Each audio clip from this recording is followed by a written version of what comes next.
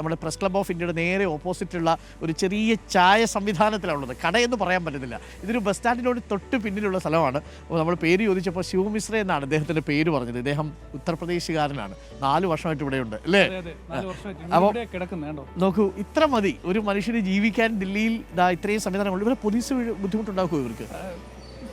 ഇത്തരം ഇവിടെ NDMC-യും പോലീസും ഒക്കെ തന്നെ ഇവർക്കൊരു ശല്യമാണ്. ഈ അവരുമായിട്ടൊക്കെ എന്തെങ്കിലും അവർക്കൊക്കെ എന്തെങ്കിലുമൊക്കെ പൈസയൊക്കെ കൊടുത്തൊക്കെയാണ്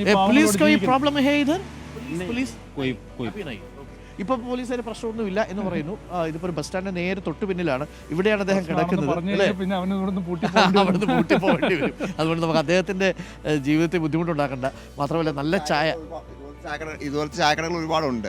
ഇതുപോലെ ചായക്കടയില്ലെങ്കിൽ നമ്മൾ ആകെ വലഞ്ഞു. ഇപ്പോൾ നമ്മൾ താമസിക്കുന്ന സ്ഥലത്തിന് തൊട്ടടുത്ത് തന്നെ ചായ കുടിക്കണമെങ്കിൽ പോലും നമ്മൾ ഏകദേശം 2 കിലോമീറ്റർ നടക്കേണ്ടി വരുന്ന അവസ്ഥയിലാണ്. അപ്പം നല്ല ചായ ഇങ്ങനെ വരുന്നുണ്ട്. ഇഞ്ചിയൊക്കെ ഇട്ട് നല്ല മസാല ചായയാണ്. രാവിലത്തെ ഈ 13 ഡിഗ്രി തണുപ്പിൽ നല്ല ചായ കുടിക്കുക എന്ന് പറഞ്ഞാൽ ഫീലുള്ളൊരു ആണ് അല്ലേ? ദില്ലിക്കാർ കോഫി അധികം കുടിക്കത്തില്ല. കൂടുതൽ നമുക്ക് ഇതുപോലെ ചായ മാത്രമേ കിട്ടാറുള്ളൂ. പ്രധാനപ്പെട്ട കടകളിൽ മാത്രമാണ് കോഫികളെ കിട്ടാറുള്ളത്. ചായയാണ് ദില്ലിയുടെ ഒരു കോഫി. സമ്പന്നന്റെ വരേണ്യ സംഭവമാണ്. നമ്മൾ പേര് മാറ്റിയാലൊന്നും ആലോചിക്കുക. അതായത് നോബൽ പറയായിരുന്നു, കോഫി എന്നുള്ളത് സമ്പന്നന്റെയും ചായ എന്നുള്ളത് പാവപ്പെട്ടവന്റെയും പാനീയമാണ്. അപ്പൊ അതുകൊണ്ട് നമ്മൾ TV തരുന്ന ആക്കിയാലോ എന്ന് ആലോചിക്കുക. അപ്പോൾ നല്ല ചായ റെഡിയായി വരുന്നു.